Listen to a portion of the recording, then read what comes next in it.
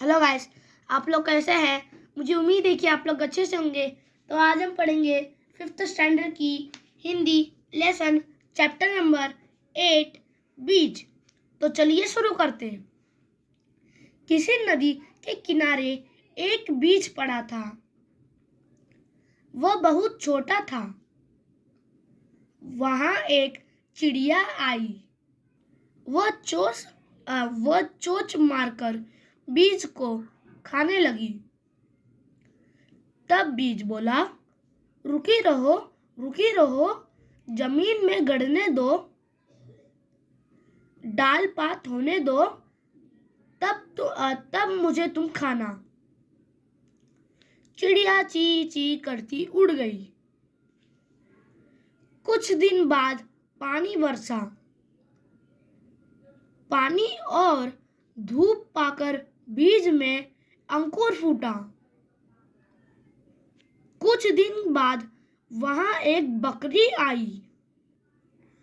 कोपले देखकर उसके मुंह में पानी भर आया। वह उन्हें खाने चली। तब कोपल ने कहा, रुकी रहो, जड़ को गहरे जाने दो, पानी खाद खाने दो, तब मुझे तुम खाना। बकरी यह सुनकर मैं करती चली गई। थोड़े दिनों के बाद बीज एक छोटा सा पौधा बन गया। एक दिन गाय वहां आई। उसने पौधे को खाने के लिए मुंह खोला। इतने में पौधे ने कहा, रुकी रहो, डाल पात होने दो, पानी खाद खाने दो, तब मुझे तुम खाना। यह सुनकर गाय रंबाती हुई चली गई। बहुत दिन बीत गए। उसकी डालें बड़ी बड़ी हो गई। एक दिन फिर वही चिड़िया, बकरी और गाय वहां आई। उन्होंने एक दूसरे से पूछा, वह छोटा पौधा कहाँ गया।